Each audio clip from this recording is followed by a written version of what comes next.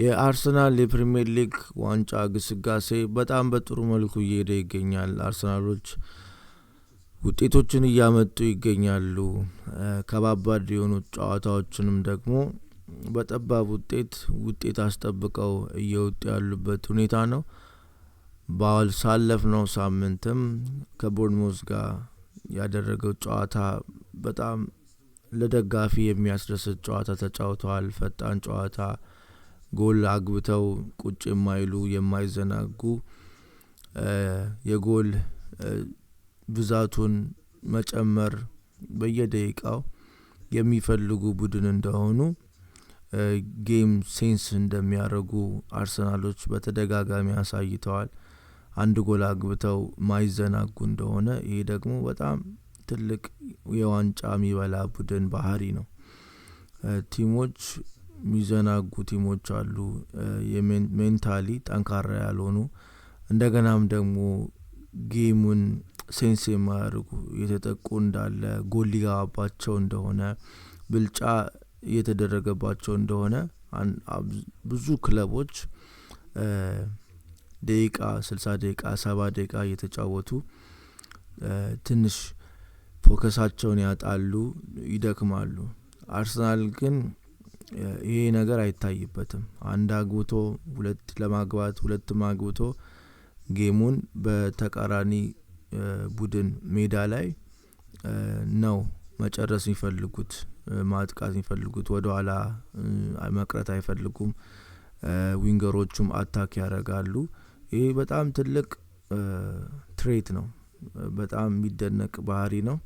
አርሰናልም ይህንን በጣም በሚገርም ሁኔታ ውጤቶችንም እያሳካበት ይገኛል። ባጫወቱ ፈጣን ጨዋታን በመጫወት እንደገናም ደግሞ እንደሚጫወቱት ክለብ መሰረት አጫዋታቸውን ብልጫ ለመውሰድ የተለያየ ሲስተሞችን በመጠቀም ቲማቸው እንዳይጠቃ ጎላቸውን በጣም በሚገባ በመጠበቅ ጨዋታዎችን እያካሄዱ ይገኛሉ።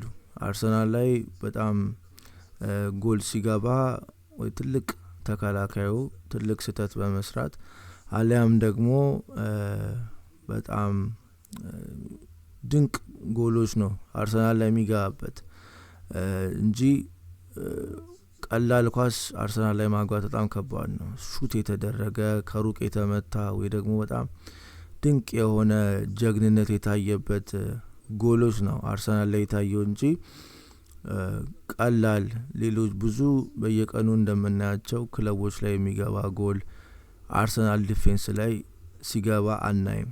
እና ዲፌንሱም በጣም ጠንካራ ዲፌንስ ነው። ከፊት ለፊት ሚድፊልደሮች በጣም ብዙ ናቸው።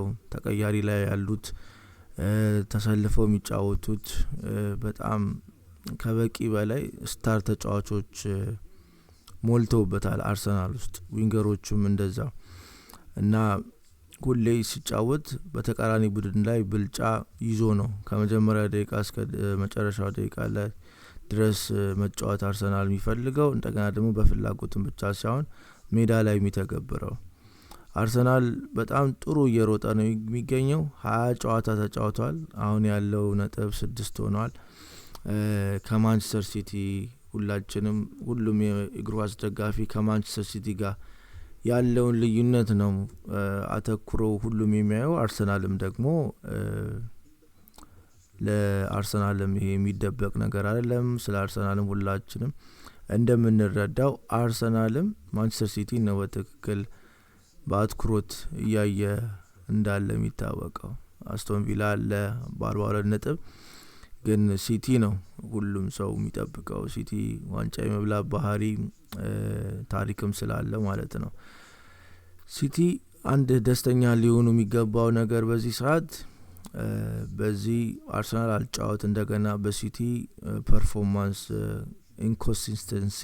ኮንሲስተንት አልነበረም። ወጣ ገባ ያለ ኮንሲስተንትን ጨዋታ ነበረ እስከዛሬ ያደረገው ሲቲ። በተከታታይ ጨዋታ ደግሞ 4 ነጥቦችን አጥቷል እና አሁን 6 ነጥብ ብቻ መሆኑ በጣም ለሲቲ ሊደሰቱበት የሚገባ አንድ መልካም ጎን በሊጉ በዚህ ሲዝን ይሄ ነው። ከ6 ነጥብ በላይ መሆን ነበረበት ልዩነቱ እንደ አርሰናል አጫወት እንደገና ደግሞ እንደ ሲቲ አቋም ቀጥ ያለ አቋም አለ መኖር ማለት ነው። 6 ነጥብ በጣም ጠባብ ውጤት ነው እንዲያውም እና አሁንም በጉጉት ደግሞ ለአርሰናልም በጥንቃቄ ፎከስ ባለማጣት ለአስጨራሽ የፕሪሚየር ሊግን ጉዞ መጓዝ እንዳለበት የሚታወቅ ነው። መዘናጋት ወይ ደግሞ ማዛጋትም የማይቻልበት ሊግ ነው እና ግን በዚሁ በአሁን እስከ ዛሬ በታየው በቅርቡ ደግሞ በተከታታይ 2 ጨዋታዎች ውስጥ በዊኬንድ እና በዊክዴይ ውስጥ በተካሄደው ጨዋታ አርሰናል እንግዲህ ሚቀማም አይመስልም ዋንጫውን በጣም ጥሩ ግስጋሴ ላይ ነው ያለው አርሰናል። ምንም የሚታይ ነገር የለም። አርሰናል ዋንጫውን አይበላም ለማለት የሚያስደፍር ነገር የለም። ይበላል ለማለት ብዙ ምክንያቶችን አይበላም ከማለት በላይ ብዙ ምክንያቶች አሁን አርሰናል ይዟል እና ሜዳ ላይም በተጫዋች ኳሊቲ ተጫዋቾች ብዛትም የጌም ፕላኖችም ኢምፕሊመንት በማድረግም ሙሉ በሙሉ እያንዳንዱን የኳስ የአንድ እግር ኳስ ክለብ ሊያሟላ የሚገባው ዋንጫ ሊበላ የሚገባው ቡድን ሊያሟላ የሚገባውን እያንዳንዱን ኤሌመንቶች አርሰናል ያሟላ እንደሆነ እስካሁን አሳይቷል። እንግዲህ ዋንጫው እየቀረበ ነው፣ ወደ ራሳቸው እየቀረበ ነው፣ እነሱም እየቀረቡት ነው። 18 ጨዋታ ይቀራቸዋል። ሁላችንም እንያየን እንግዲህ እንመለከታለን መጨረሻውን።